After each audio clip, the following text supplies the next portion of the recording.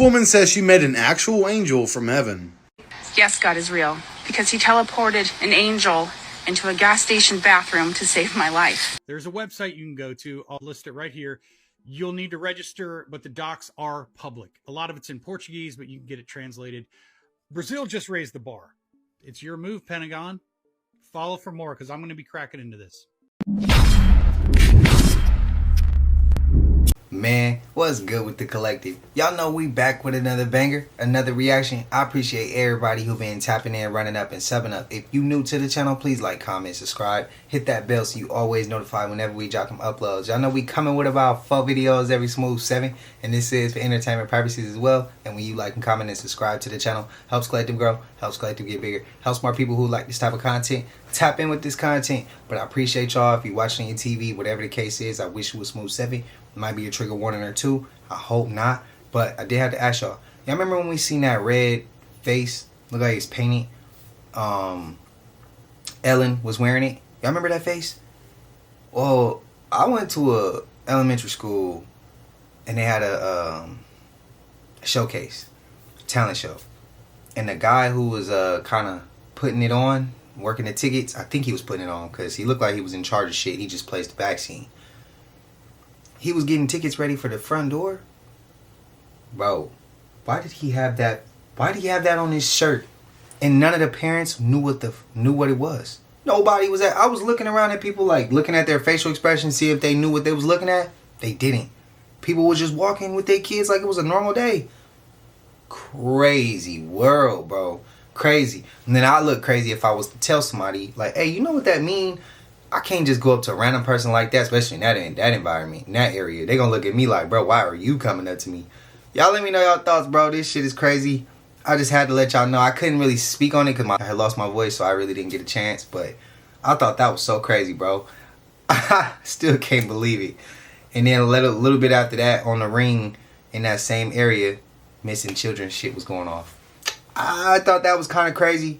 But it is what it is, man. It's the world. I ain't gonna hold you. Y'all know what it is, man. Let's get straight to the video, man. Let's go. Oh my God, look at that.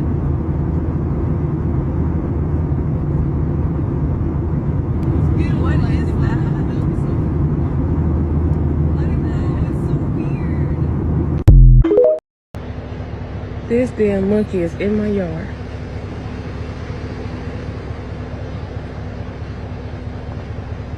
Well, it's safe to say I'm never sleeping after this. Take a look. This is footage of what is called a pekong, which comes from Malaysian culture. The spirit is extremely malevolent and evil, and it's said if they don't prep the body properly, that this is what occurs to the spirit, and it's extremely unsettling. Take a look.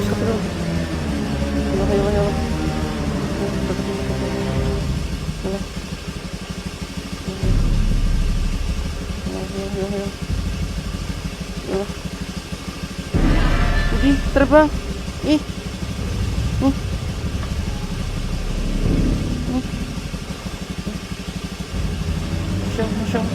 It appears that the spirit is just watching whoever posted this video, which is also unknown, which makes it that much more unsettling.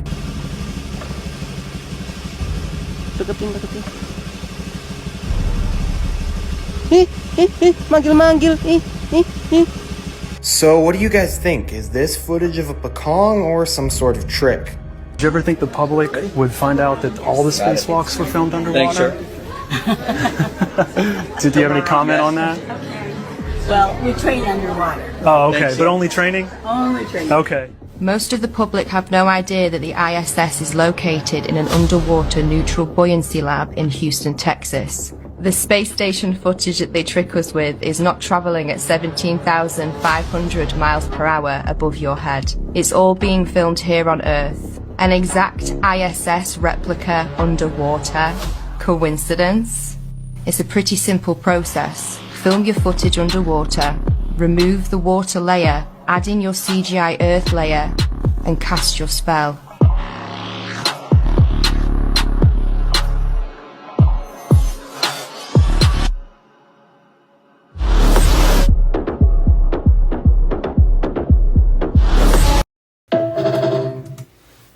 Man, look, I'm gonna keep it honest with y'all. This for entertainment purposes. I can't get behind NASA until they tell the complete truth. I'll be honest with you. Until they tell the complete truth. Until they say something that makes a little bit of sense. And when they always ask about the moon landing, and they say, oh, we just practice underwater. Why practice underwater if where you're going to go is not water? You get what I mean? Y'all seen y'all go to outer space? And they say as above is so below. We got oceans around us, so why wouldn't it be an ocean up there and water up there, the firmament? And then y'all say y'all practicing water? And then y'all like to tell us, but no, that's outer space though. Outer space is not what they tell us. To me, outer space is the space outside of the ice walls. And there's still going to be a hollow earth with that. But if you disagree, I totally get it. If you believe in NASA, I don't mean no disrespect towards you or your opinion or your ideas, mindsets, anything, beliefs. I ain't trying to disrupt none of your belief systems. I just think it's kind of crazy that they could lie about so much just for entertainment. What I said wasn't true. Beyblades, they were actually a real thing in early Japanese history. Wait, what? Beyblades, you know, like let it rip. Wait, but people would actually Early century Japan, fam. Whoa. What they used to do, With rocks? no, not rocks. Buy battle. It's called a buy battle. Yeah. They would take shells that they found in the sea and they would stuff them with sweet cakes, like pastries that they cooked. And then they would have a tatami mat, you know, those like bamboo mats. And they would take turns tying a string, spinning it, and it would spin on the mat. Yeah. And another person go, Oh, shit. and whoever's shell fell off the mat would lose. Oh, that's kind of fire. It's dead ass Beyblade originally. Yeah. Yo, that's crazy because it's like everything's custom, right? So everyone had a different Beyblade. Imagine you had a sick shell like with polka dots, fam. Yo. Oh, your Beyblade was sick. Who put that there? This video is for entertainment purposes only. Let's go. What? Yeah, okay. Like I don't know a curse when I see one. Who put that there? Who was it? Free. I wouldn't take that if you paid me to take it. Stop playing with me, son. This video is for entertainment purposes only. I don't know who did that, and I don't know what doll or where it came from, but who knows what happened to it. Shh. Shut up! Listen, I don't know if it's Halloween and people are playing games, but why would you put a doll there and put free on it? Who really wants that? Stop playing with me, son. It's not a game on here, guys, and you know what time is it. Shh. Shut up! They could have put brujeria on it. And what would happen then? You would have went home, stuff would have started happening. Then you would have been wondering why. Why? Because you picked up that door. Why? Because it was for free. Stop playing with me, son. It's not a game around, guys. You know what time is it. Shh.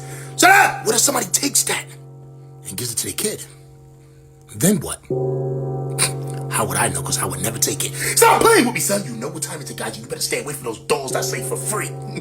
But I tell you one thing. If I'm ever walking down the block and I see a doll somewhere and it says for free, pick it up real quick.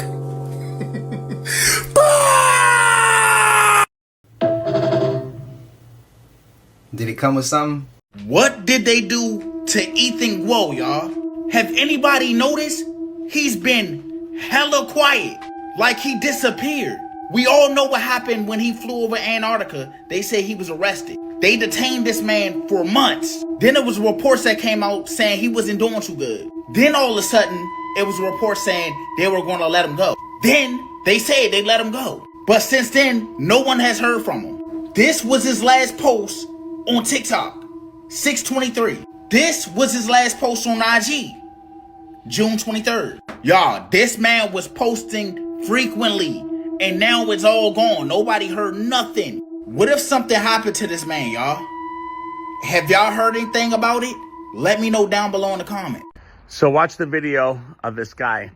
At this point, you're either a idiot and a tard, or you just have to realize there's no coincidences. Because look at this. Not only did Daniels get hurt like RG3 did years back last night, Alex Smith and Joe Theismann, he mentioned the 33-year span in between. But guys, that also happened in the same yard line on the same day. And the final score, he didn't even mention it. The final score of those two games were 23-21. But yet you'll keep thinking these sports are real. The Dodgers really won without all that help and black magic. Look for yourself. This is not a conspiracy theory, it is a fact. This is the most haunting curse in sports history. RG3, Washington's young star QB, infamously suffered a horrendous injury against Seattle in 2013. Now, Jaden Daniels drew tons of RG3 comparisons, but this one is insane. With all of America watching, both QBs have now suffered gruesome injury against the same team in the same stadium on the same yard line, both on second down and both in the fourth quarter. So you might be thinking, bro, I hate conspiracies. That is just a dumb coincidence. Until I show you this, Joe Theismann and Alex Smith. On the exact same date, 33 years apart, we witnessed something insane. Both Washington QBs broke their right tibia and fibula in the same location and on the same yard line. And both of these injuries were caused by three-time defensive players of the year. I'm speechless. This cannot all just be a coincidence. Hell no, it ain't a coincidence, bro. Ain't no such thing as coincidence. Never thought that I would ever be involved in something this horrible. Tony was a friend. I don't judge people. I knew he was kind of off. He showed me some of the strangest things I've ever seen in my life. And that's the first time I heard of Lucerta, a shape-shifting reptilian who looked like a normal person. He believed that reptilian lizard people were here to kill humans, to eat them, and take over. A lot of people believe this stuff. Lots of them. Tony was obsessed, and I was not to speak to anyone, and if I did, I was going to pay for it. He started telling me that something big was going to happen. Everybody's going to remember it. And on Christmas Day, when I saw the news, I knew immediately it was too late.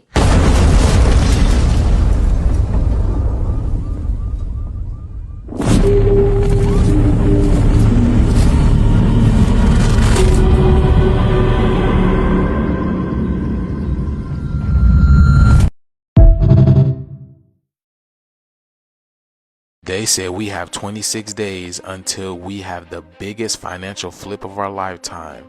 This is like catching XRP on 1 cent, except this time Donald Trump is stepping in. Trump is officially entering what's called the RWA industries, that's real world assets, which is the next phase of tokenized finance. Even the CEO of XRP said that this space is reshaping the entire system, and guess who's already in it?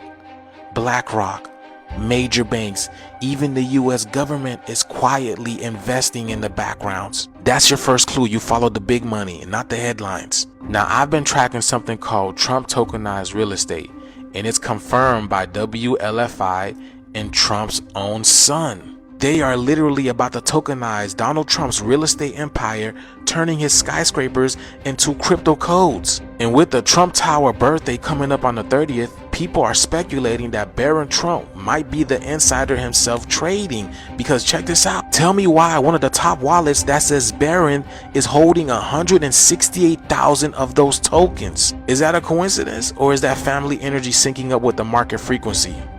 And right now, I bet you that the insiders are grabbing it while it's still sitting at the $10 million market cap, because nobody knows about this industry yet. But those who know, they're grabbing it early. If you're looking for it, make sure you got a Phantom wallet and you type in a search bar Trump tokenized real estate, and you double check it's the right one, because you got a lot of clones and fake tokens popping up. Now, this is not financial advice. I'm only showing you guys what I do, how I move through the simulation. The shift is here. Let's continue to get it. Peace in.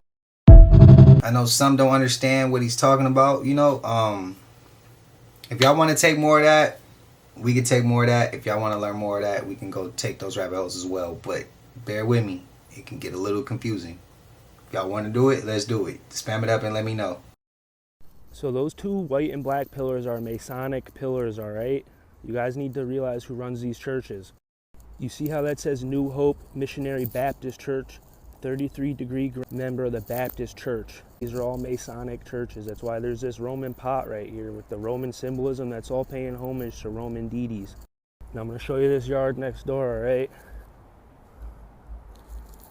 That's your one eye enlightenment symbolism right there. This is your siren right here, okay? This is your tribe of Dagon, all right? The fish god. This is going to be your Moloch right here, your Canaanite. And this is going to be your Agdad, the Egyptian primordial deities. See that they got all these Roman deities in their yard right here. Just look right on the corner. This is why there's the Medusa head right here. This is straight the synagogue of Satan right here. Just look at this. This is blasphemy. If you guys don't understand the message that they're trying to send you, it's because you don't understand their symbolism. Your moon goddess, all that. Look at this. This is a giant portal right here that they have in front of the door right here. This is all your pagan, Canaanite, Babylonian bull. Here's your little Freemason right here in the window watching. That literally says Troy Croft right there. Craft. This is all witchcraft.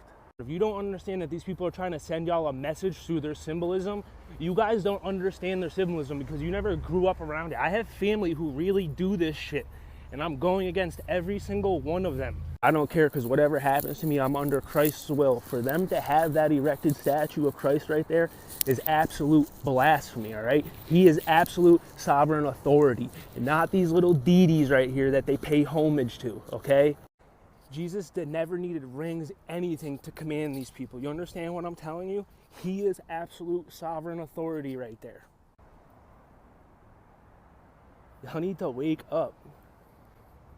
So that's the top of the church I just showed you. This is like 2 houses or structures down. This is school 1. This is your Masonic temple school where they came and taught these people this shit.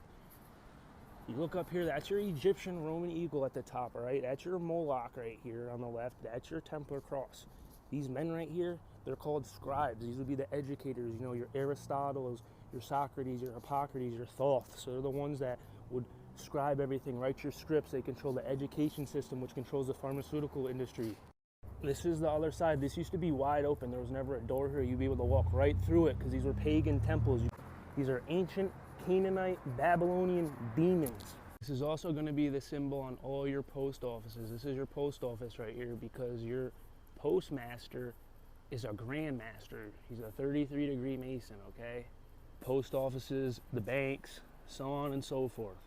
It's also going to be veneered right over here down the whole side because they control all your city lofts. This is the Home and Community Renewal Plan by your New York State community. You can see they literally veneered over the side of the building and just added these up there. So there's that pattern on the building right across the street. You got your satanic downward cross. He says some people don't understand the symbols. And some people understand the symbols. They just don't want to be wrong. Bitch, let me tell you the cheese man. All right, so I have a cousin right here in San Antonio, and she works at a fast food restaurant. She was working Halloween night from 8 to 2. All right, 2 in the morning. So she's like, dude comes in, a guy, and she was like, he scared me. He gave me the creeps. No, what? She was like, we were not busy at all. It's like, mind you, he has a hoodie over his eyes majority of the time. She is like, he comes up to the counter and he's like, miss, I'm hungry, but I don't have no money. And she was like, well, you know what? I felt bad. Because I felt bad because I was scared of him. She was like, so I told him, I'll buy you your food. So he orders, they make him the food. He grabs his tray and he goes, sits down in the corner. She's like, I forgot completely about him, dude. She's like, I'm scrolling on TikTok and for some reason I look at the time and she's like, I kid you not, it's midnight, like right on the dot, right?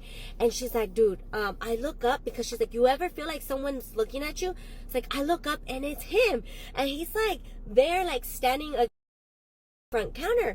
So I'm like, yeah. And he goes, oh, your refill machines your soda machines are broken, can I get a refill? She's like, all right. So she's like, I go get him a refill. She's like, mind you, I still did not even make eye contact with this man. I bring him back his cup and he touches my hand and then he goes, you're gonna be a real good mom, congratulations on your baby boy. And she's like, I don't have a boy. And he was like, but you're pregnant. And he goes, you really need to be careful. You need to shield your boy from all kinds of weird things that are out here. They're out to get babies. And she was like, what? And he was like, but congratulations, you're gonna be a really good mom.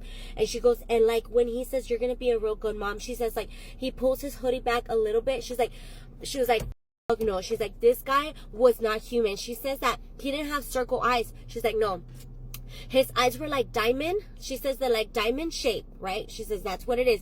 He didn't have a little hole Like, he didn't have a little circle. Like, you know, we have a circle and then a little circle, another little circle. She was like, no, he didn't have that shit. It was just all black.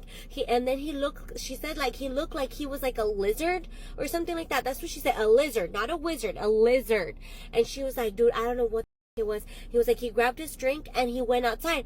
And I'm like, shocked. She was like, I'm shocked, right? She's like, because she's like, mind you, I had been feeling sick, nauseated, and I had been suspicious that I was pregnant, but I was like putting it off, like, whatever. She's like, dude, I took pregnant. She's like, you're the first one I'm calling. No, she's like, but I'm freaking out because I'm scared that the man somehow implanted an alien baby in me. I said, bitch, that man did not. You know who it was. No, but she's like, no, dude, I'm freaking out. Like, what the was he? She was like, he was not human. Like, how did he know? What do you guys think that shit was? Like, what, or that person was? Like, what, or was it a person? Was it a human? Or what do you think she encountered? Because that's weird, right? Like, that's some crazy shit, dude. Ay, me hace sentir como que, oh, no.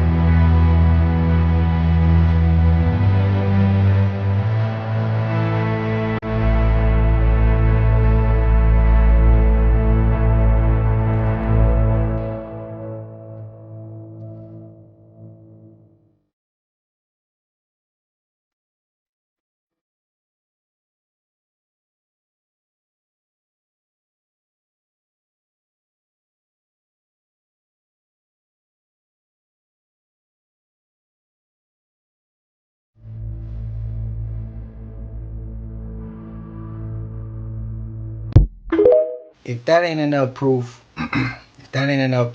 to show that the Queen Elizabeth was a damn reptile, draconian, reptilian, however you want to put it, bro, I don't know what else to tell you. That animal, we seen a clip before in the past of a horse acting weird like that when it came to paranormal activity, and I seen countless comments of people saying the horse felt the energy.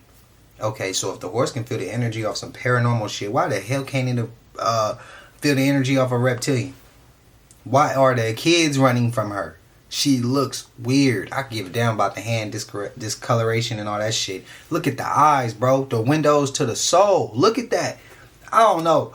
I stand on that. She was a reptilian. I stand on it, bro. Entertainment purposes. This guy, he had a haunting in his dorm room. Okay. But he only ever got it after attending Ed and Lorraine Warren's seminar. They came to his school to talk about spirits and talk about the paranormal. When he was on stage to meet Ed and Lorraine, he went out to shake her hand. You know what she said? What? She said it was so cryptid and so weird, but the only thing she said to him was, I don't want to shake your hand because I don't want to know my future. And that's exact quote. Yeah, I don't know why. Like, nobody knows why. He didn't get to shake her hand. And then Ed actually kicked him off the stage. What? Yeah, he went back to his dorm, right? Yeah. At first, it was just like a little bit weird. He was claiming he heard noises, things being moved. Yeah. Things around his room were in the right place. One time it got really bad. He started to hear things so clearly as if it was a voice, and he got the name Tommy out of it, as if the spirit is trying to tell him who it is, right? Now, his roommate was in one part of the dorm, and he was actually in the shower. Now, when he was in the shower, he felt something weird, and he started to call out, "Who are you? Show yourself. Are you the devil? Are you God? What are you? Yeah. Show yourself." And then right when that happened and he started calling out at the spirit, something grabbed him and I wanted to hear more. I wanted to hear the rest. This woman says she met an actual angel from heaven. Yes, God is real, because he teleported an angel into a gas station bathroom to save my life. Yeah. And I was driving home to Missouri for Christmas. And when I stopped at a gas station in Alabama, I went in to use the bathroom. I sit down to do my business, and the faucet turns on. That's weird. Nobody opened that door. That door did not open. This person appeared in this bathroom. So I did what any sane person would do, and I shoved my head under the stall door to peek out and see what the heck was going on. And what I saw were a pair of grandma orthopedic shoes, and there's a beautiful mixed-race woman. She's a grandma, and she has the brightest, most piercing green eyes I have ever seen in my entire life. She says to me, "Young lady, where are you going?" I said, "I'm going home to Missouri to see my family for Christmas." We chatted a minute. I said goodbye, because at this point I'm still freaking out. And she says, "Young lady, I need you to hear me. If you hear anything wrong with your car, you need to pull over immediately. Do you hear me?" I said, "Yeah." Trying to She's warn like, her. "No, I need you to hear me. If you hear anything go wrong with your car, you need to stop and pull over. Do you understand?" I said, "I understand." I backed out through the door, and I swear to God, I stood there, and that door swung back in, and she was gone. And I stood there for 2 minutes just staring at that door. Sometimes God, the universe, whatever you want to call it, will send you signs of things to come and what to watch out for. This lady was fortunate enough to have what she claimed an angel of God come to her and warn her about her car. As always, thank you for watching. Stay weird. I'm a believer of God and the universe. They will send you messages. Am I the only one that did not know that glitter was such a big deal? Because I just started going down the glitter rabbit hole, and baby, this might be the shiniest little cover-up that you never heard of. Okay, so glitter seems pretty harmless. You think of sparkles and arts and crafts, but the biggest U.S. glitter company called GlitterX refuses to name their top client. And when a New York Times reporter actually went to them and asked them, they flat out said you would not even want to know. So what exactly is it that they're hiding? Because not only is there currently a shortage of glitter, they say that glitter is used in things like military tech, car paint, and in food items and packaging that we would not even know or be told about. Just as a plot twist that gets a little darker, they say that glitter is made off of carbon-based plastic and metals, the same type of carbon that remains after cremation. This is a microscopic view of Gabriella Reese's father's ashes that she put under a telescope. And what does this look like? This looks just like glitter. There are different memorial companies that turn ashes into diamonds and theoretically into glitter too. This is one of them called Al Gordanza, and this is another one where they advertise a brilliant diamond made out of brilliant life. All of this is based off of ashes. Now there was a lady who recently posted a video talking about the fact that she saw all of this glitter falling from the sky and it looked like a mix of ashes, but she couldn't confirm exactly what it was. It just kind of makes you wonder, if glitter is everywhere, is it possible that it could be made from us? I mean, they hide it. They don't tell you where it comes from or what it's made of or how it's made. So it just goes to show maybe there's something that we don't know when it comes to glitter. But I'm just joking. I don't know any of this. I can't confirm or deny it. It's all alleged. Drop your thoughts in the comments. If you don't know what I'm talking about, if you've never gone down the glitter rabbit hole, I implore you to do so. Save this video, come back, share your thoughts, like, follow, stay for some more tea.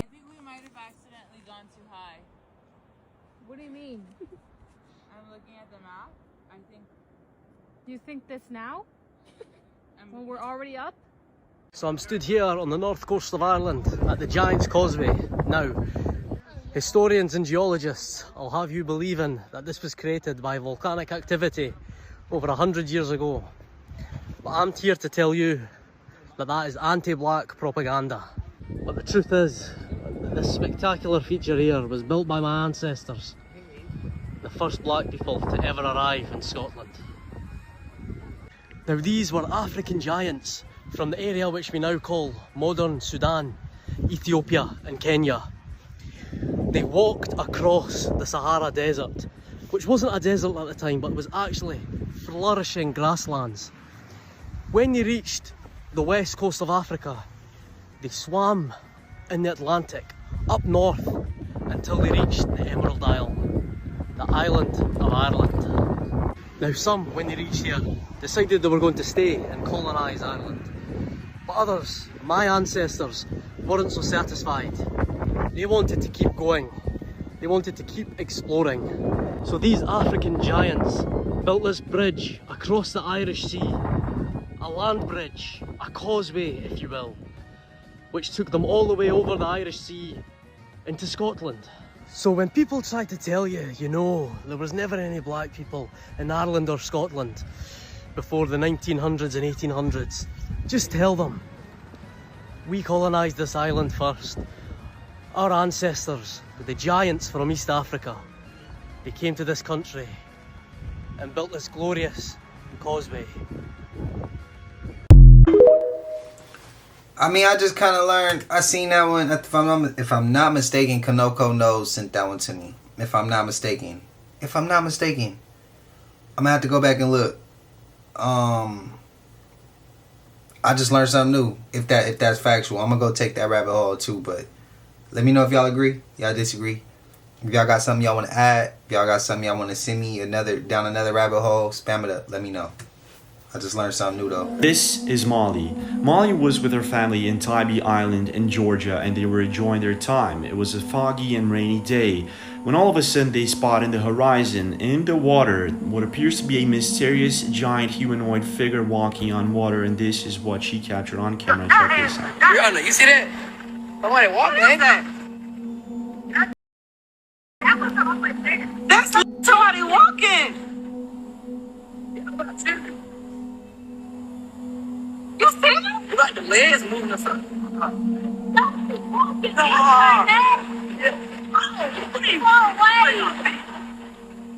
There's someone walking?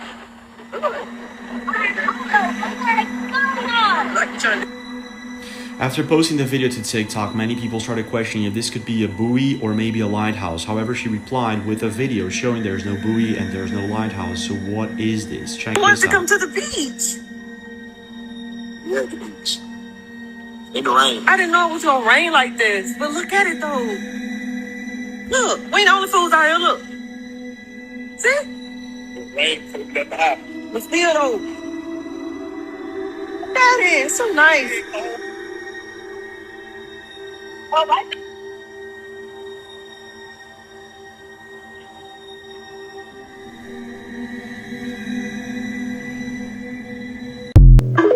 Nah, that was somebody walking, bro. That was somebody walking. Have y'all heard of the crime men of 5th Ward in Houston, Texas? If you haven't, I'm finna talk about it with you. My name is Sherlock Homegirl. I'm a licensed private investigator in Texas, and this story is probably gonna keep you up at night. How do I know about this story? Because I investigated this myself back off whenever I first became a private investigator. And no, my company name is not Sherlock Homegirl. My company name is Boson Investigations. My last name is Higgs, and I'm a little bit of a nerd, and I'm a nerd for quantum physics. So of course I had to name it Boson Investigations, duh. So there was a family in Houston that hired me about 5 years ago because they would hear a man on the front porch crying and walking back and forth, which is really crazy because whenever they opened the door, nobody was there. And I know what y'all gonna say. Black people don't do that. Well, Sherlock Homegirl did. Because I wanted to know if they were lying or if they were telling the truth. And sure enough, on the third day, after we got hired, around 3 a.m., there was the sound of somebody like dragging their feet. And baby, when I tell you this thing was crying like Keith Sweat in 1992, he was crying. And I literally looked through that peephole, and that's whenever I saw a figure standing there looking back at me. And y'all gotta understand, I'm spiritual.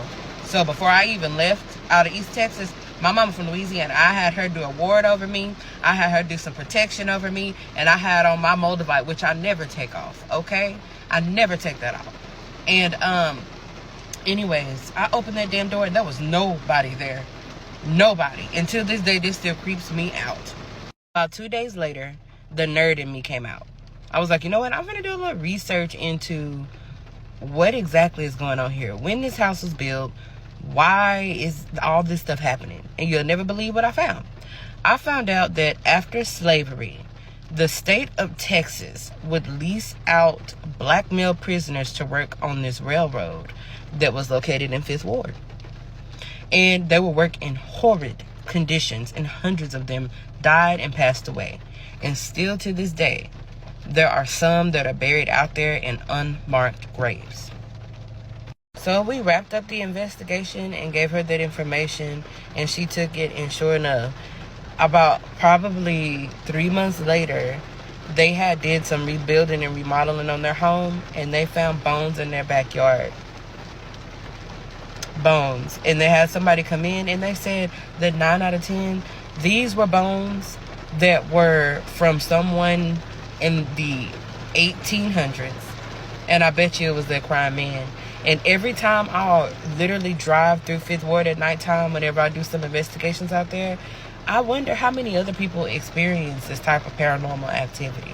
I wonder, like, is his spirit still there?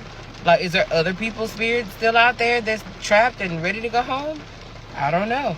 If you live in Fifth Ward, y'all better be on the lookout. Keep your doors locked at night. They trying to come in.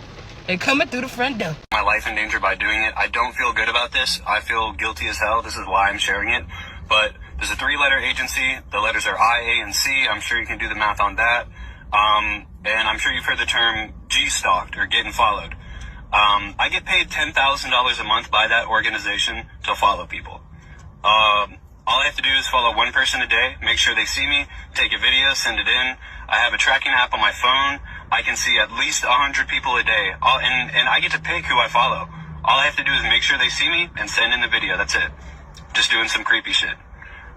Share this, like this, send it to your homies. If you called someone crazy for getting G-stalked, sorry, dude. It's real. I think that's real, and them making traffic a thing, I think that's real. I think both of those things is real, bro. I really do. I really do. What do y'all think? Is traffic created, and it's something they do on purpose? And is the G-stalking something that they do on purpose? Is he capping, or is he telling the truth? Y'all let me know. The body you had in your past life is still buried somewhere on this planet right now.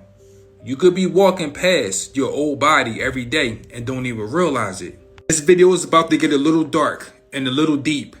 Stay with me. Your physical body is worth a lot, but your spirit is worth way more. Some people forgot about their worth while other life forms capitalize on it. This is connected to the moon and the graveyard. Everything in this reality is about a circle. Life and death is a full circle. The dead feeds off the living. That's why when you die, they take your dead body and put it in the ground to show you it's actually alive. Your physical body is like a seed. Once that seed go back in the earth, it started to rain and something started to sprout.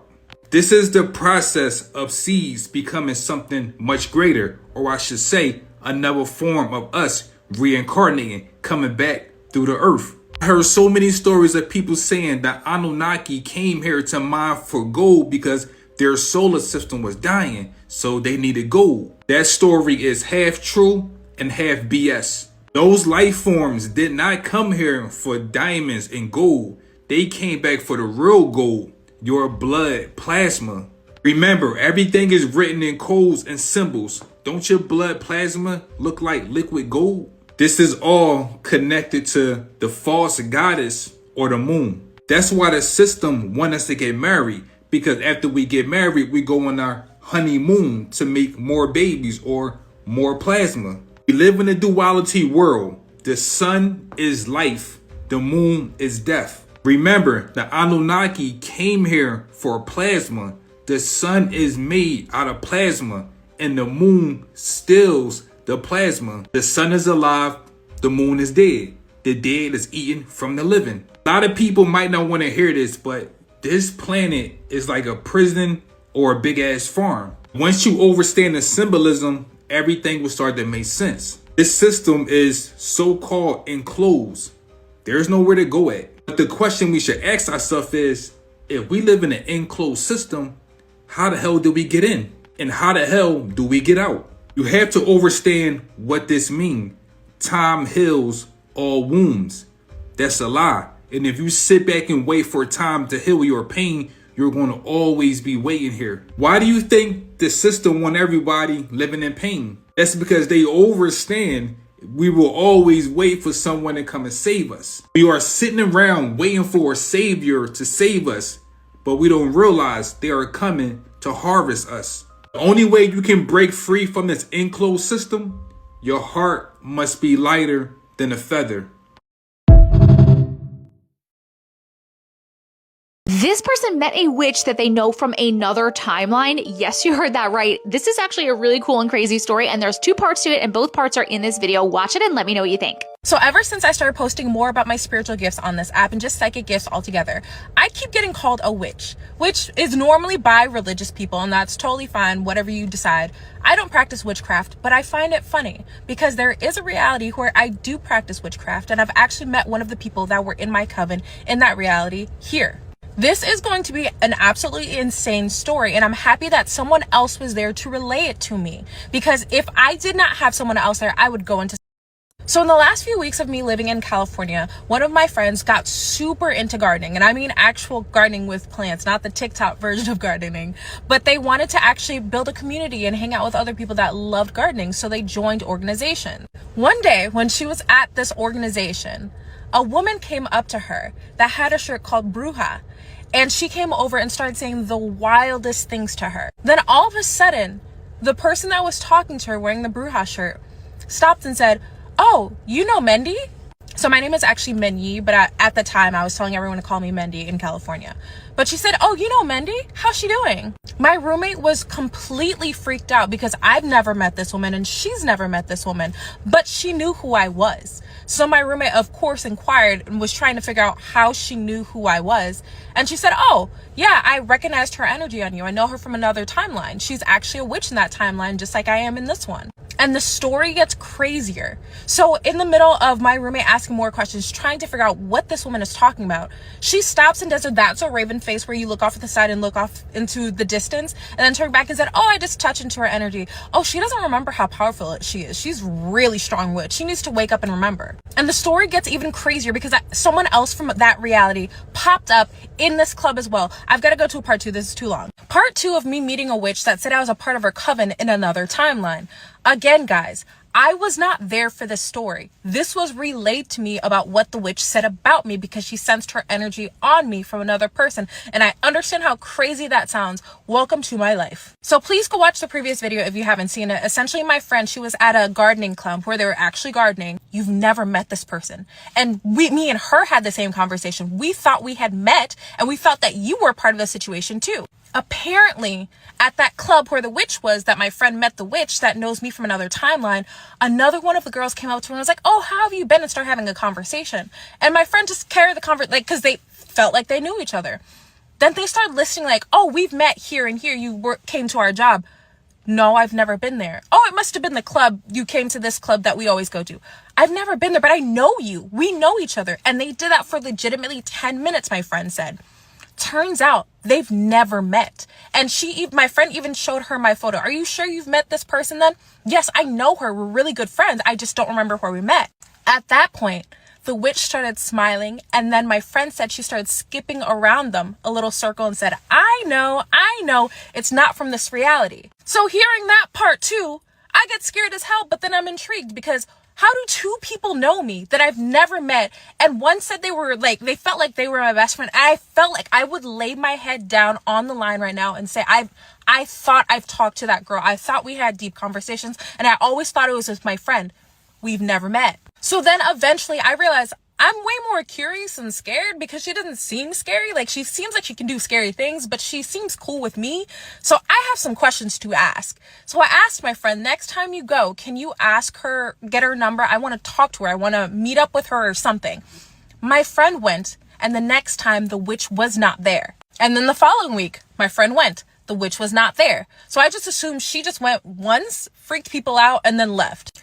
2 weeks later, while I was just chilling at home cooking, my friend comes over and she goes, she had something behind her back, and she says, "I have the craziest story to tell you." Again, she said while she was in the grocery store, she was done checking out. So imagine you're walking out of the big doors.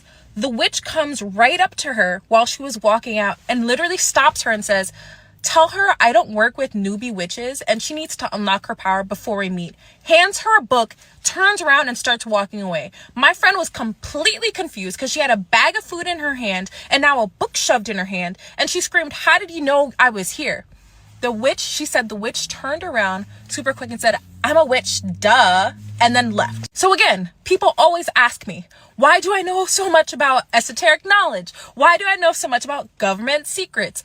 I literally had to because this is my life. The weirdest ish happens. Now see, that's how you do it. You put a part 1, and you put the part 2 right after. You don't put the part 1, drop all the rest of the content, and expect us to just go watch the whole thing after. Bro, we got real life shit. Maybe if you work with us and you give us one video and you be like, oh, and I got the part 2 coming right now for you, and you give us the part 2, we gonna love your work. If your shit fire, your shit hot. If you got fire content, we gonna come watch. You don't have to do little slick shit like cut the video off halfway to get us to come to your page. Hell no, I'm good, bro. I like the way she just did it. Spam up if y'all agree. I have to call out some of the content creators who do that shit, because it's like, bro, I get what you're doing, but I'm not the type to go search for the rest of the story. I'm not. If you didn't give me the gem, I don't need it, because the game ain't to be sold, it's to be told. I'm not coming to your shit if you didn't come direct and give me the game. I apologize. That's how it gotta be. Let me know y'all thoughts and opinions, man. Behind a sealed wall in Tibet's ancient Sakya monastery, archaeologists found a lost library. 84,000 untouched manuscripts.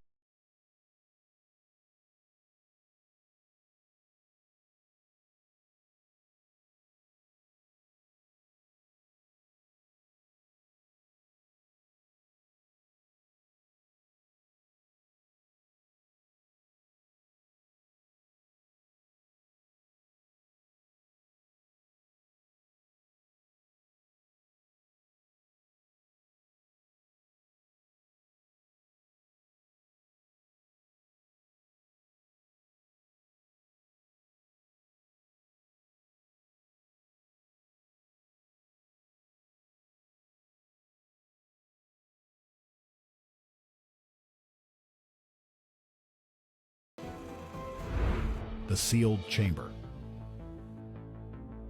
In the spring of 2003, a team of restoration workers led by Tibetan historian Lama Jampa Phuntsok and engineers from the Tibet Cultural Relics Preservation Institute began repairing structural cracks along the southern wall of the Sakya Monastery in the Tibetan Plateau. During the routine stabilization, one mason's hammer struck a hollow sound. Intrigued, the team conducted a small exploratory drilling and found an empty cavity behind several layers of packed clay and stone. Further investigation revealed an entirely sealed chamber, its entrance concealed behind centuries of plaster and painted murals. At first, the find was thought to be a simple storage space or ventilation shaft. But when they widened the opening, the beam of a flashlight caught the glint of gilt-edged pages stacked floor to ceiling. The workers immediately halted construction and summoned archaeologists from Shigatse, who found themselves facing a sight few archaeologists ever witness: a library frozen in time. The manuscripts stood stacked in near-complete darkness, arranged on traditional wooden racks that stretched 60 meters in length and rose 10 meters high.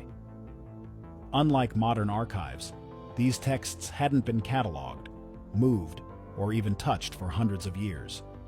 They existed exactly as they had been placed, whether by monks fleeing invasion, scholars protecting wisdom, or custodians preserving a legacy they knew might otherwise vanish.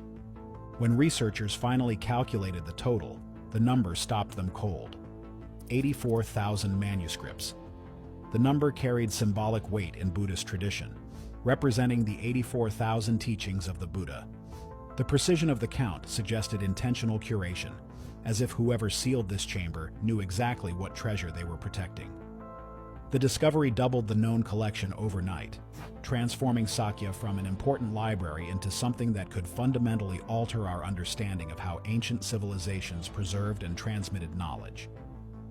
Many of the texts were Buddhist scriptures, as expected for a monastery library. But scattered among them were works that hinted at something far more profound. Manuscripts on medicine, detailed treatments, and anatomical knowledge that seemed impossibly advanced. Astronomical texts mapped celestial movements with precision that shouldn't exist for their era. Agricultural manuals recorded techniques adapted to high-altitude farming. Historical chronicles documented events and dynasties that might otherwise have vanished from memory. Some manuscripts bore the unmistakable marks of imperial commission. Emperor Kublai Khan, founder of the Yuan dynasty, had ordered the creation of numerous texts to be presented to Phagpa Lama, the fifth leader of the Sakya school. These weren't casual gifts. They represented an empire's investment in knowledge, a recognition that wisdom was as valuable as territory. The Mongol Empire, at its height, connected civilizations from Korea to Hungary, creating unprecedented opportunities for intellectual exchange. The manuscripts reflected this synthesis.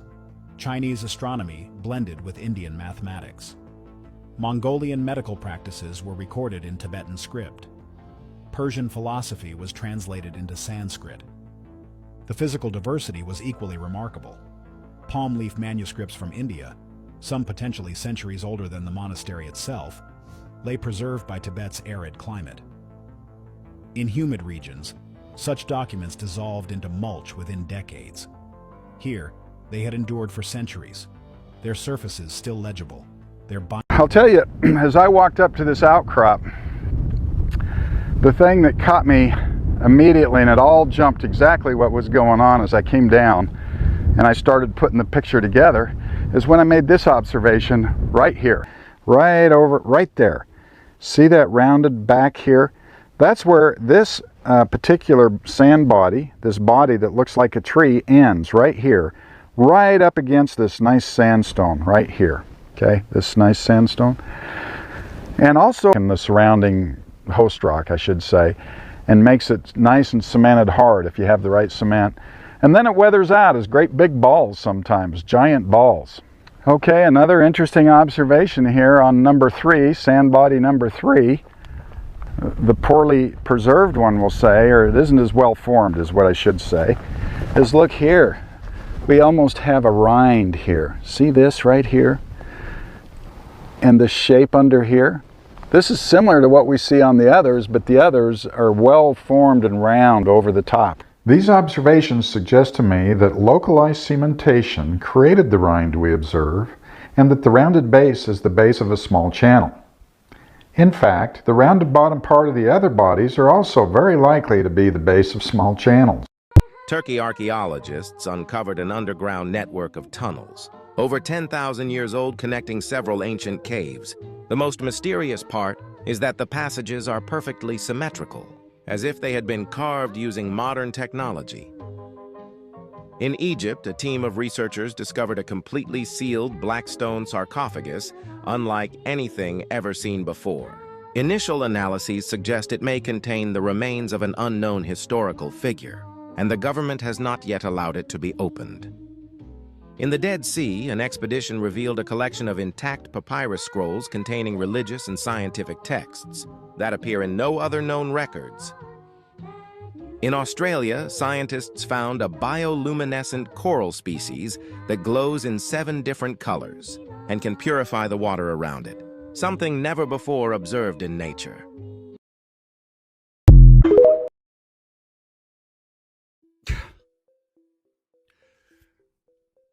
Brazil just made an absolute boss move in UFO transparency and dropped the receipts on nearly 900 UFO cases. This is huge. So on May 31st, Brazil's National Archives released 893 UFO cases to be exact to the public. And we're talking about sightings from 1952 all the way up to 2023, complete with photos, audio recordings, witness drawings, detailed official reports. The files were originally set to drop on June 13th, but they went live early with no warning. And there's some seriously amazing stuff inside. So I've only cracked into it just a touch, and already it's mind-blowing. It talks about cases like the 1977 Colares incident, where locals were reportedly injured by beams of light coming from low-flying UFOs it was so intense that the Brazilian military launched Operação Prato, Operation Saucer, to investigate. There's also the 1986 Night of the UFOs, where 21 objects were spotted across southern Brazil, tracked on radar and chased by Air Force jets. So if you want to check it out yourself, there's a website you can go to. I'll list it right here. You'll need to register, but the docs are public. A lot of it's in Portuguese, but you can get it translated. Brazil just raised the bar. It's your move, Pentagon. Follow for more, because I'm going to be cracking into this. Man, We know damn well Pentagon ain't putting that shit out. Scientific discoveries that cannot be explained. Let's play it. All of the artifacts, and that's the Delk print. Delk print has a dinosaur print and then the human print right next to it. Do you see it? Do you see the big toe right there and the toes following it? How this is impinging on this, or is this impinging on that? We'll have more information on that. That is called the Delk print. These right here you could easily skip over and say, oh, okay, nice little jars. But no, there is a baby dinosaur on one of them. You've got a squirrel right there. You've got a frog right there. But that, my friends, is a dinosaur, and this is 1200 AD from Central America. Talking about something that should not be there. In the sandstone, which is even older than Cretaceous limestone, is an alleged, I think it goes beyond alleged, handprint.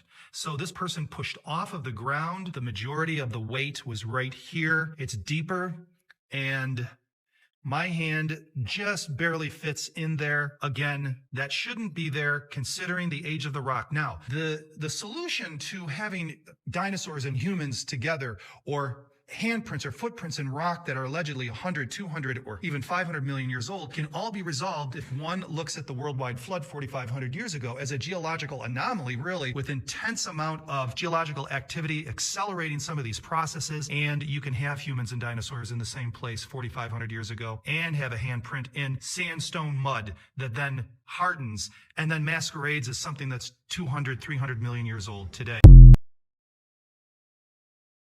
Recent Ancient Discoveries, Part 4. The internet went absolutely nuts when archaeologists discovered a 1,500-year-old Mongolian mummy that was wearing boots resembling red Adidas trainers. Here's a 2,000-year-old Roman silver dagger that was discovered last year by an archaeology intern in Germany, before and after 9 months of careful restoration work. In Tokyo, a massive ceramic jar containing thousands of coins was recently found in a 15th century home that once belonged to a samurai. A new geoglyph was discovered last year in the Nazca Desert, and it's the oldest one in the region. The 2,000-year-old artwork was overlooked for so long because the lines were badly faded over the years. But emerging AI technology is making it easier for archaeologists to discover new geoglyphs like this one. This newly discovered species of spiky crab was recently found in the depths of the eastern Caribbean Sea. Scientists estimate that about 90% of all life in the ocean, up to 10 million different species, still remain undiscovered to this day. That ain't one of them crabs you can eat, bro. I don't even see the shell.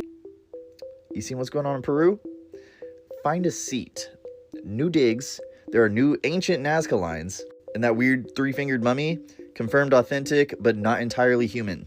So Peru is leading the charge in rewriting history, and the entire country is pretty much an archaeological site. If you Google terrace farming, you'll see the ancient Peruvians terraformed the entire mountain landscape of the country into usable farmland.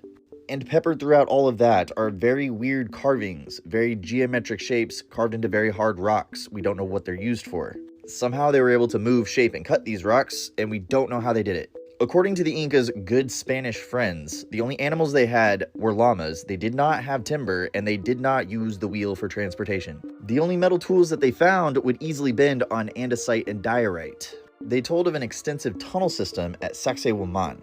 They call this place a fortress despite it looking like a massive machine.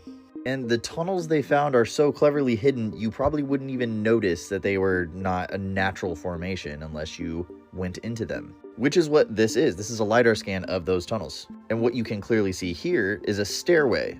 This may be the entrance to the Chincanas, a 1-mile-long tunnel connecting Sacsayhuaman to the Coricancha, a place their Spanish pals built a cathedral over.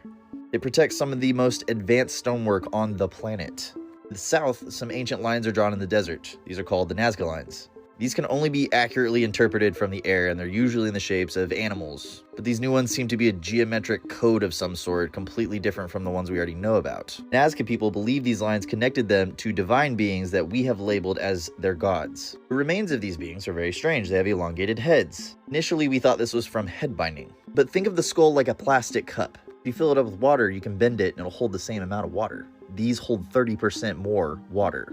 This was determined to be a different species from a fetus that they found that already had the elongated head. It couldn't have been modified before.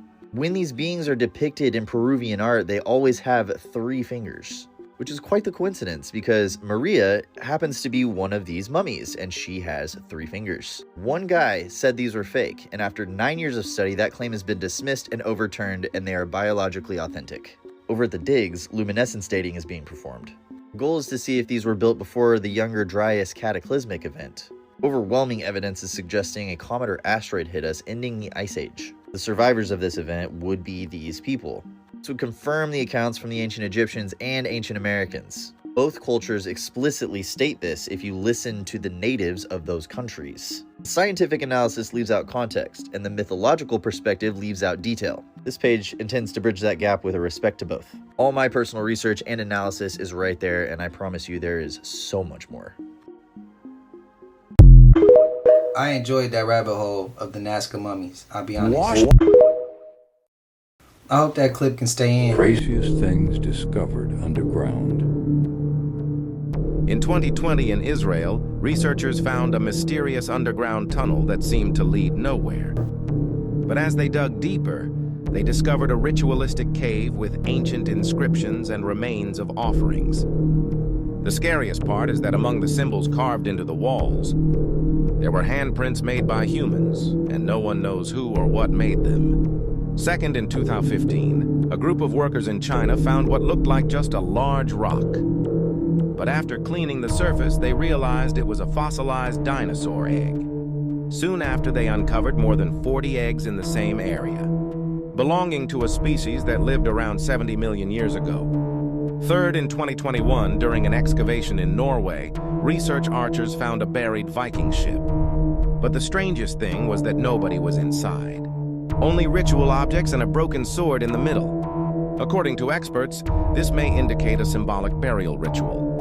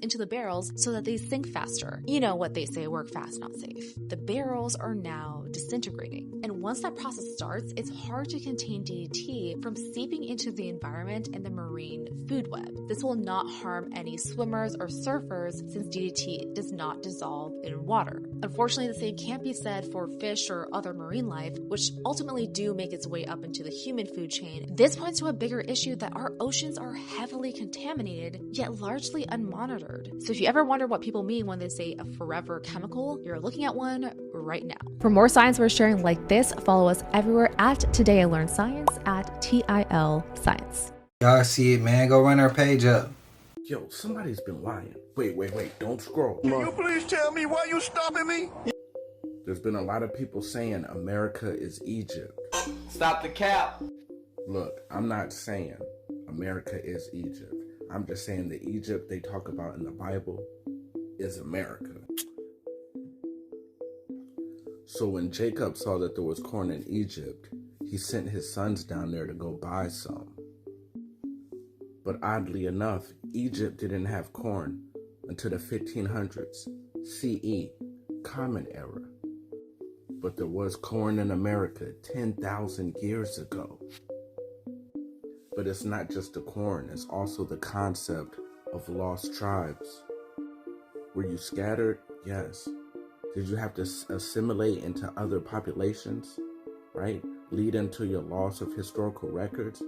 Yes, these are all the things that the so-called Black Americans are suffering from. And out of all the people in the world, you are the main people that they speak about having a weak identity, not knowing who you are. I want you to keep in mind that when I talk about these things, I'm speaking in the context of the Bible being a book full of allegories, and these allegories are telling stories about you. So it's very important for you to know that America is the Northern Kingdom. And that's important because we're talking about the 10 tribes of the Northern Kingdom. And following the North Star will take you closest to the continent of North America, the Northern Kingdom. But the devil's in the details, you know, Ursa Major, Polaris, California. And the reason why the corn was so important is because there was famine in the land of Canada. Canada? I mean Canaan, forgive me. But hey, Canada is their northmost point. And if there be any terrestrial Canaan, 'tis surely here, America, where the land floweth with milk and honey. And what is Canaan? Promised to the children of Israel. So remember, I'm not saying that America is Egypt. There's Egypt in Africa. What I'm saying is the Egypt in the Bible is America. In the ancient history that happened here, they took it, compiled it, and put it over there in Africa and the Middle East. That's all I'm saying. I might be crazy, but if you ask me. Shout out to Rashad Poet, man. Legend.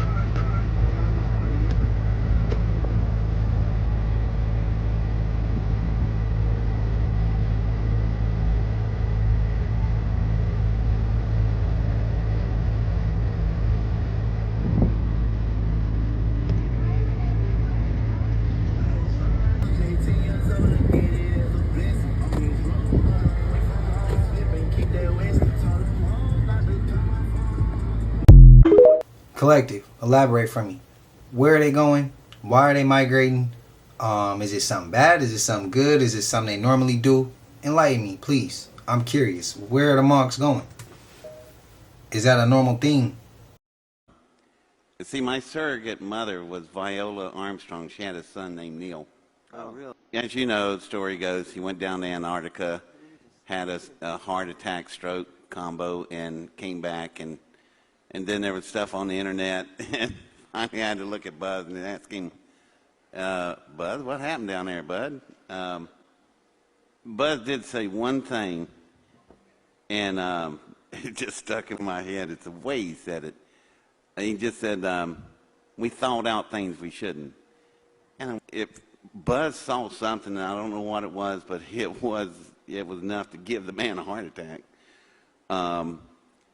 So if there are beings down there, I would think these beings never planned on us. They've been there, they came in millions of years ago. They've been under ice for millions of years. I don't think they were expecting us. Let me ask something about Buzz Aldrin, that there was this very cryptic tweet that came out during his stay down there. He said, "We have seen the faces of evil and we're all in danger." Right. And this is right before he had his heart attack. And I can tell you, logistically, to do a medical evacuation from the interior of Antarctica is very difficult and very expensive. So something must have majorly gone wrong. To underscore the fact that when the C-130 crew had dropped them off, they disappeared. And then when they went to try to find them, there was nothing at the National Science Foundation camp at all. Nothing. They were moving. gone. A dozen totally scientists. gone.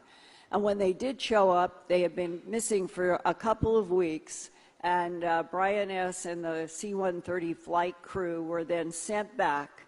And they were expecting that they would see this group of scientists out to meet their plane, doing this, yelling, something. And he said they were lined up like birds on a wire. They were all kind of next to each other, and most of them had their heads down, looking at their feet when the C-130 was pulling up. And that somebody had to go from the flight crew over to the scientists and direct them to get onto the plane. And they talked about how not one single scientist said one word. Most of them walked with their looking down at the ground. Brian said when they got them loaded up, he said to his flight chief, "What in the world? Where have they been?" And the flight chief said, "I don't know. We can't get a word out of them."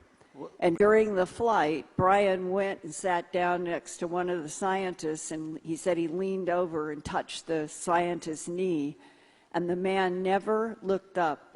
And he said, it was as if we were dealing with 12 or 15 people who had suffered post-traumatic shock syndrome, that they were unnaturally frozen in their position and no speaking, and that they all looked afraid.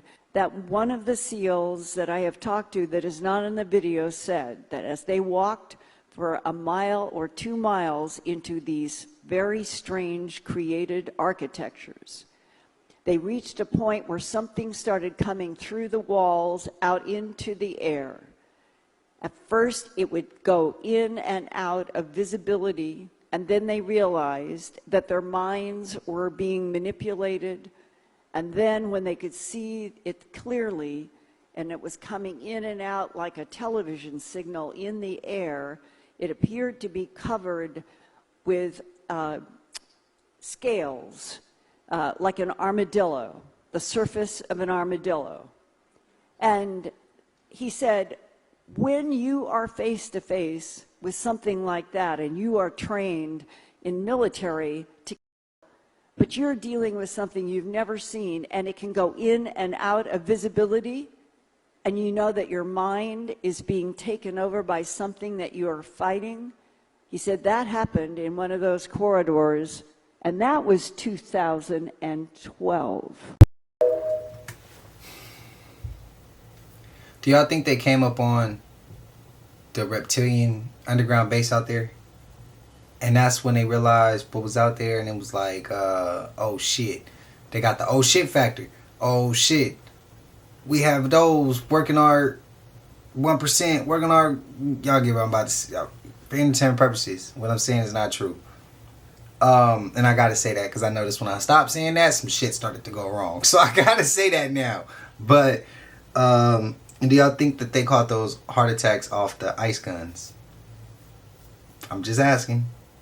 I'm curious. Or what they saw get my heart attack. They did something funky with the time a couple months ago. I know because I have an analog clock, and there was this one day I was in my house, and like the power didn't go out, but it was like a little glitch, right?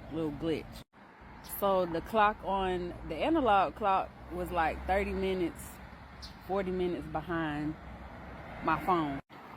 And I kept it like that for a while because I was just like baffled. So then when school finally started, you know, the lights that flash that tell you when you're in the school zone, I started noticing that the elementary school one would still be flashing at the time when I'm taking my high school students. And I'm like, that's never like that. I'm never creeping through the neighborhood at this time of morning. The people up there right now changing them. It's the end of the 9 weeks, and they are just now adjusting. And down here, lots of lovely big fragments of precisely the kind of stone that the Kefren statue is made from. Originally, here between these two big slabs of the Kefren stone, there was a slab with the name of a ruler who sent an expedition here, and that ruler was Khufu. For more than 4,000 years, Khafre's pyramid has defied everything that should have destroyed it. Earthquakes have shaken the Giza Plateau. Floods have buried empires. Entire civilizations have come and gone. Yet his monument still stands, untouched, unmoved, and stronger than the rock beneath it. Over the thousands of years, it became damaged, it became eroded, and we suggest that it was then recarved into a pharaonic head. Egyptologists think it was the pharaoh Khafre. But what truly terrifies archaeologists isn't that it survived, it's why. So here's Khafre's Causeway. Now this is where the body of the king would have been brought up and then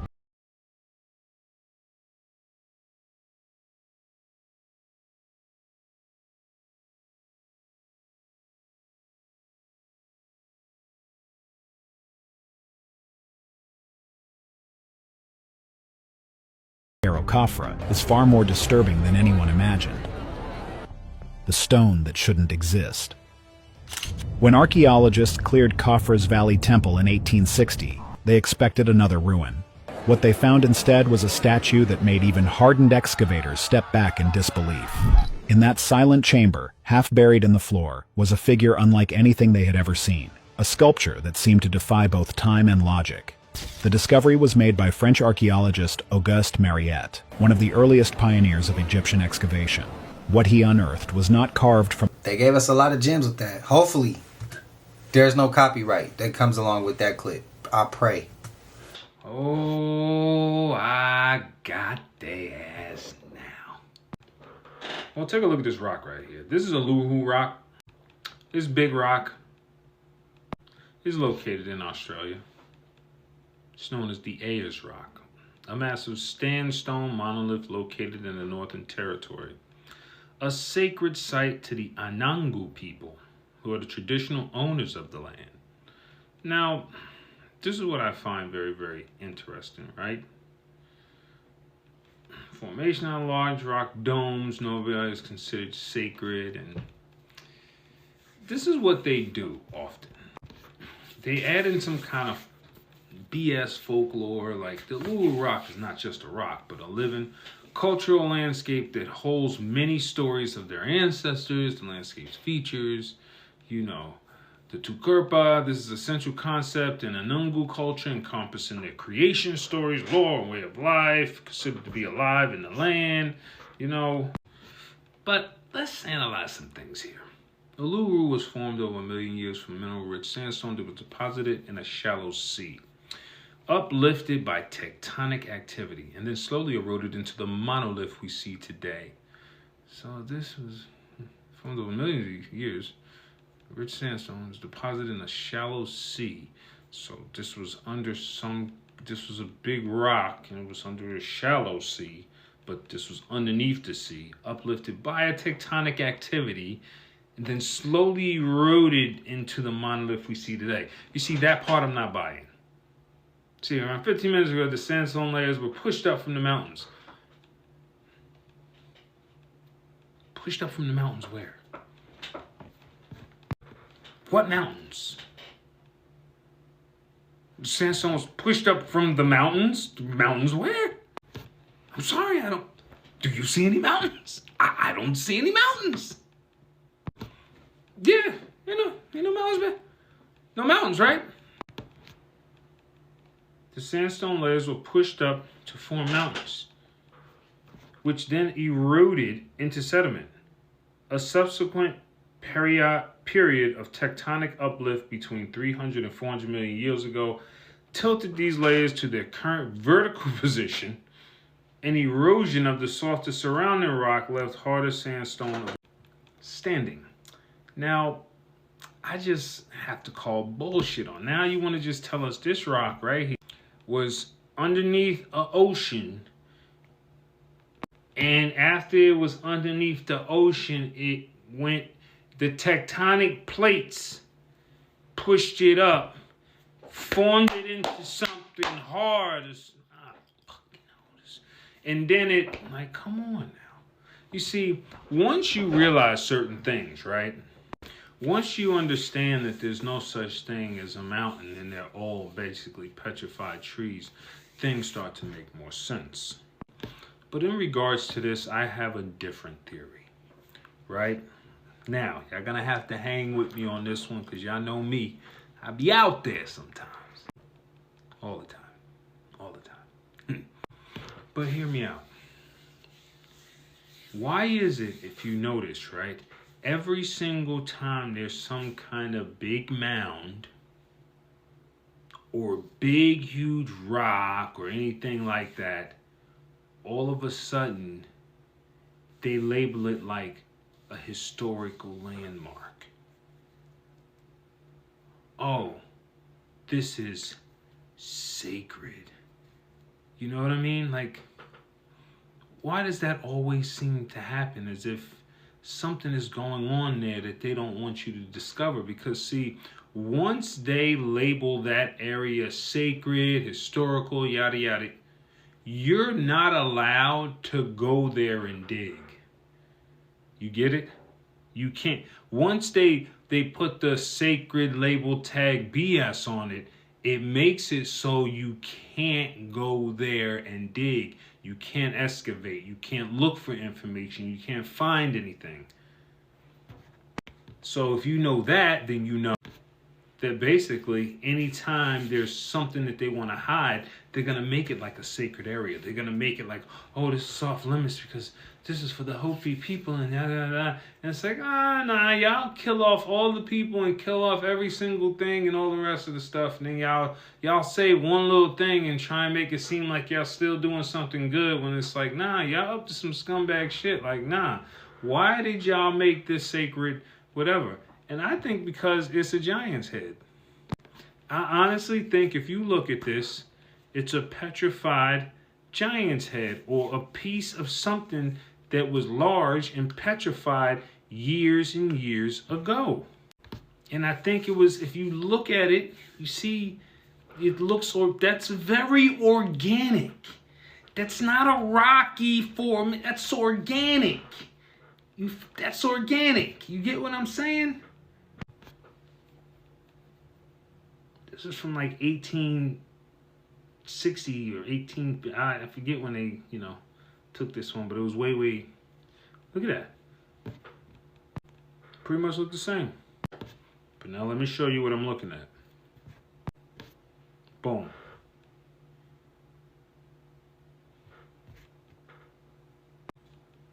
Boom.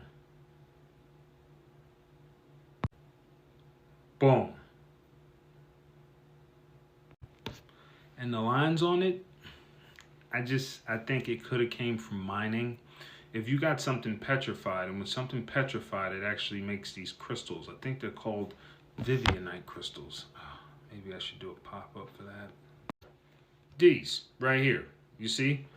Vivianite can grow on corpses in a process nicknamed necrocrystal. This occurs when phosphates from the decomposing body interact with iron and water in an iron-rich environment, like waterlogged grave or cast iron coffin. These are Vivianite crystals. Almost look like emerald. That's actually formed just like kyanite. If you ever seen kyanite, blue kyanite, or even black, any kind of kyanite, looks like that. Vivianite. This is what grows on your dead body after you're dead. So I think they just mined the rest of that head off, or mined the rest of it off. I basically think when they find these sites, they know exactly what they're doing, and they make it sacred land so that you can't dig around it. Because you could probably dig around it and dig under it and explore it a little bit more. You start to find out, basically you'd find out it was organic. Like, take a look here. What does that look like? It's not like water eroded into one spot there.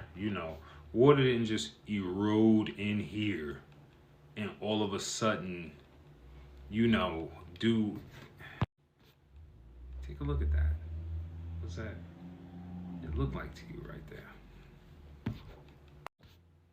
Now take a look at this here. I could be going out on a limb, but this is just what fits my math for right now. Boom. Now take a look. Now take a look here.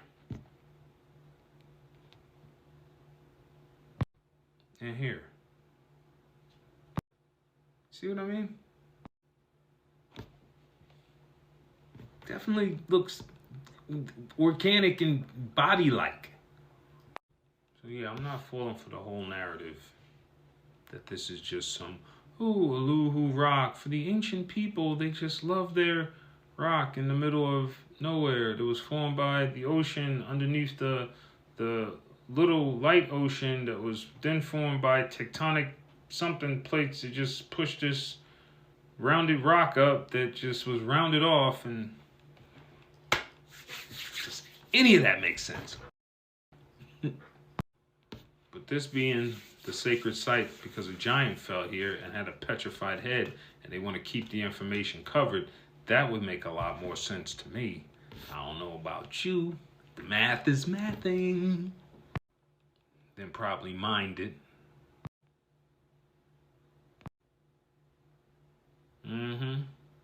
Scooped up those Vivianite crystals. But when the mind's blind, the eyes. Even if you are not ready for the day, it cannot always be night.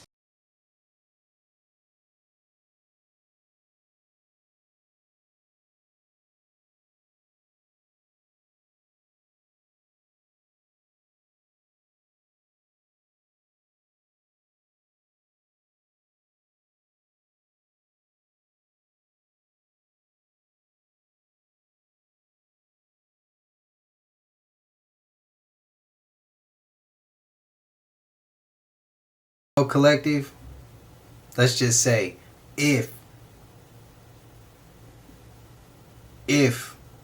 those was giants, man, I gotta say this. That movie Moana hits a little bit more home now.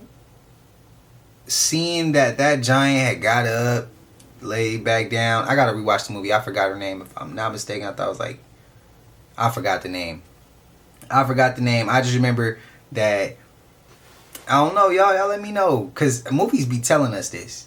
Moana even told us this. I don't know, let me know if I'm reaching. How y'all feel about today's upload? Was it fire? Was it a banger? Was it not? Let me know. Spam it up. I love y'all, Collective, and I know y'all hate this part of the video, but y'all know we came to the end of this, and if you haven't already, please like, comment, subscribe. Hit that bell so you always notified whenever we drop them uploads. Y'all know we coming with about 4 videos every smooth 7. And this is for entertainment purposes as well. And when you like and comment and subscribe to the channel, helps Collective grow, helps Collective get bigger, helps more people who like this type of content tap in with this content. But I appreciate you. If you're watching on TV, whatever the case is, I wish it was smooth 7. I love y'all, Collective. Until I see y'all in the next one, y'all know what it is. We gone. I